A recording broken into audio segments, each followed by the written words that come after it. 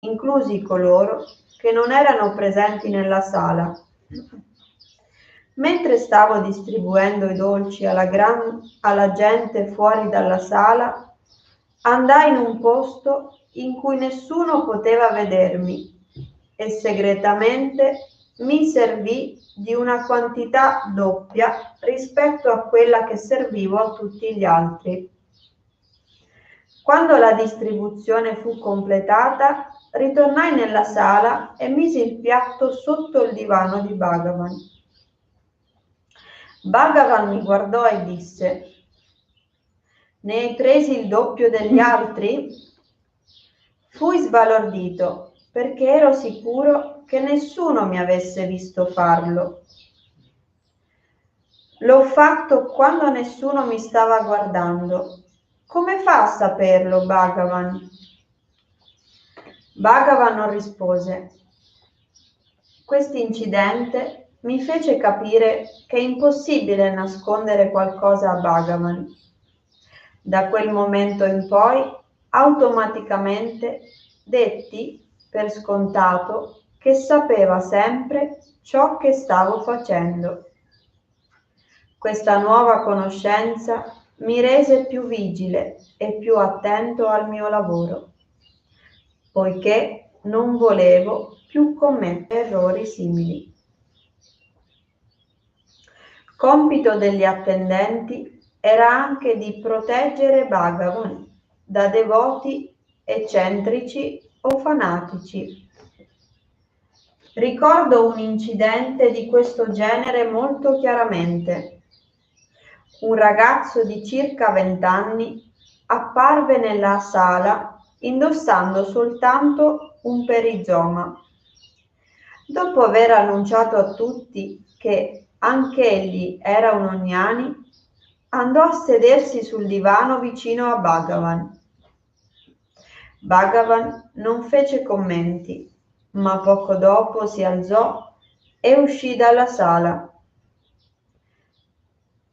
Mentre era lontano, io colsi l'opportunità per espellere l'impostore. Tutti noi nella sala eravamo irritati dalla sua arroganza e presunzione e devo ammettere che lo trattai piuttosto rudemente mentre lo buttavo fuori. Gli proibì di entrare ancora nella sala.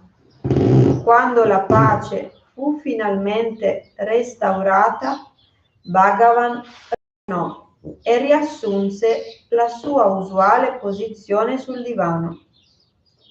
Ero molto felice di aver trovato un grande guru come Bhagavan. Non appena lo vidi, sentii che stavo guardando Dio stesso.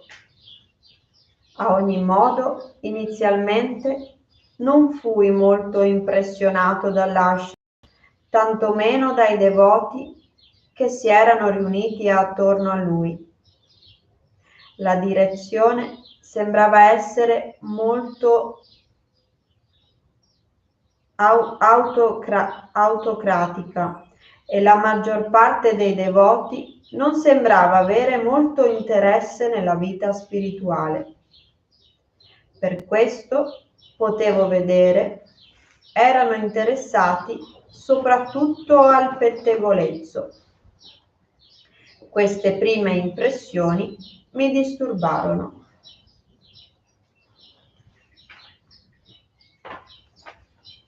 Pensai, Bhagavan è molto grande, ma se vivessi in compagnia di questa gente potrei perdere la devozione che già ho. Giunsi alla conclusione che non sarebbe stato spiritualmente benefico per me associarmi a persone che non sembravano avere molta devozione. Ora so che questa era un'attitudine molto arrogante, ma questi erano i miei veri sentimenti a quel tempo. Questi pensieri mi disturbarono così tanto che per 3 o 4 notti fui incapace di dormire.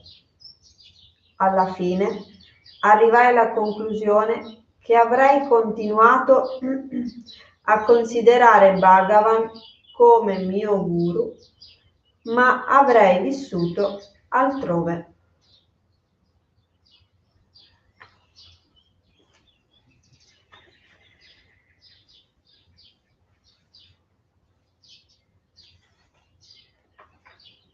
Non posso richiedere.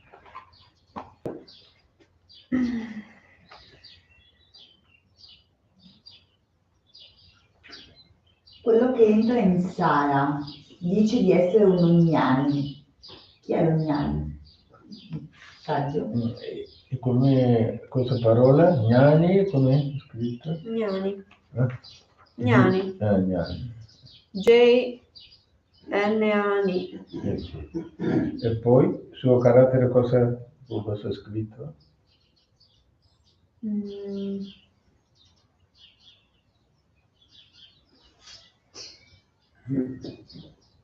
Suo carattere?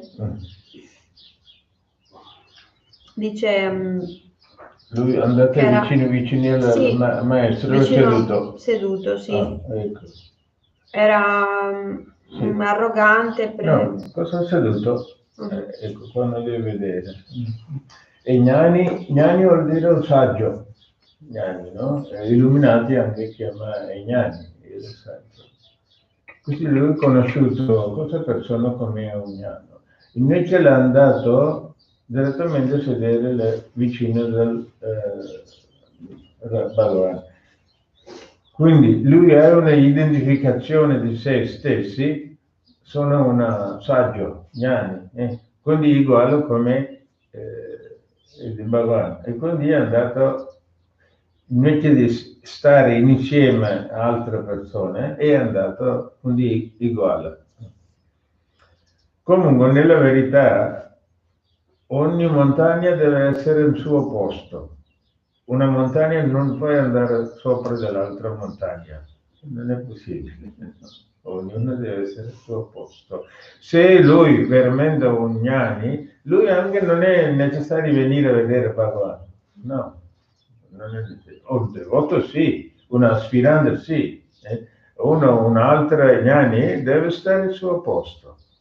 Ogni maestro deve stare al suo posto. Non deve andare, non è necessario. Se in caso un'occasione accade, questo gnani deve essere invitato. Invitato, per loro danno la posizione dove stare. Lui non può decidere dove deve stare, ogni anno non fa. È uguale a te, io sto là. No. Massimo lui può dimostrare la sua umiltà, la semplicità. Forse in questo punto Bhagavan forse chiamare, no, tu vieni qua, stai qua. Deve prendere la potenzialità, come dice, prepotenza. Anche io vado. E così il Bhagavan fatta vedere, ok, una montagna solo una può essere una posto. Sì, considerato i gnani, tu stai qua, io vado e tu fai una lezione. E così, e lui è andato. E con la sua azione un po' arroganza, la prepotenza, questa è una arroganza. Quindi comunque qua serve l'umiltà, la semplicità. In questo senso poi, comunque cosa deve capire, se è vero gnani non venuto a vedere un altro gnani, ma se invita o un'altra cosa. Quando non deve paragonare io è uguale con l'altro. Ognuno ha il suo particolarità, la sua specialità. Ecco. Poi l'altra cosa. Un'altra cosa. Tu vuoi chiedere un'altra domanda o no? Poi ho mangiato troppo dolce. Sì. Ho preso la doppia.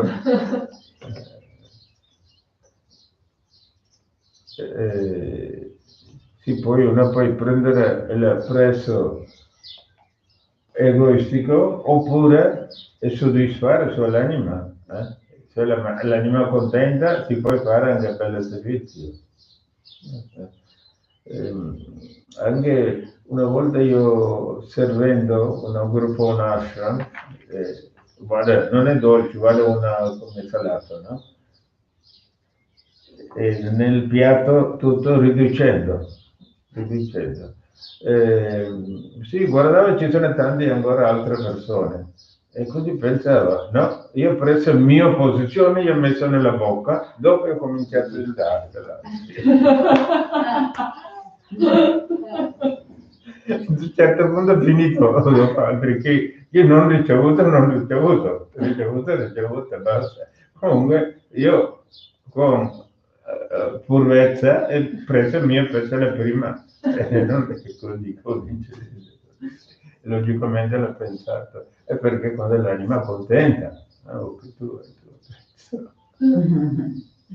non vedevo questo come un egoistico, no?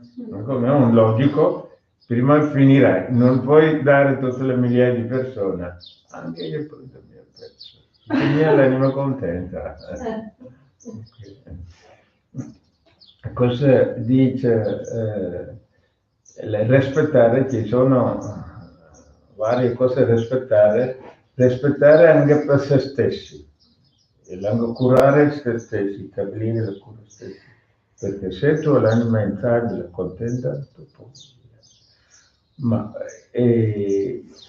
invece di rispettare, sì, l'anima, dico l'anima, noi puoi rispettare il nostro ego, il nostro intelletto, i nostri sensi, il nostro corpo, cosa e non va bene. Invece tu vai e l'anima deve essere soddisfatto, contento, con la tua visione vai verso l'anima, va bene. Invece se è un desiderio assolutamente questo non va bene. Noi tante volte rispettiamo come desiderio, il desiderio, questo è un po' sottile, devo capire cosa verso l'anima, cosa è il desiderio. Bene.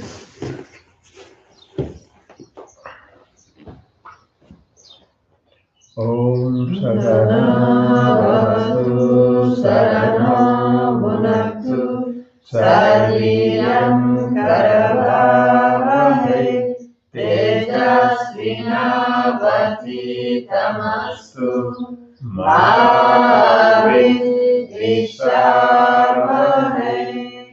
Om Shanti Shanti Shanti.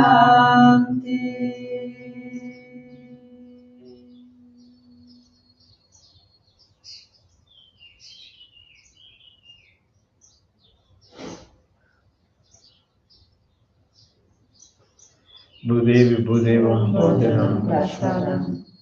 Il cielo, la terra, nostra benedizione, nostra nutrizione.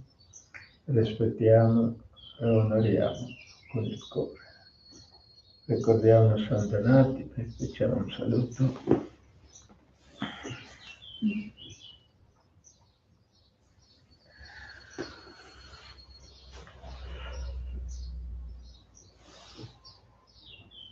Buona giornata, grazie.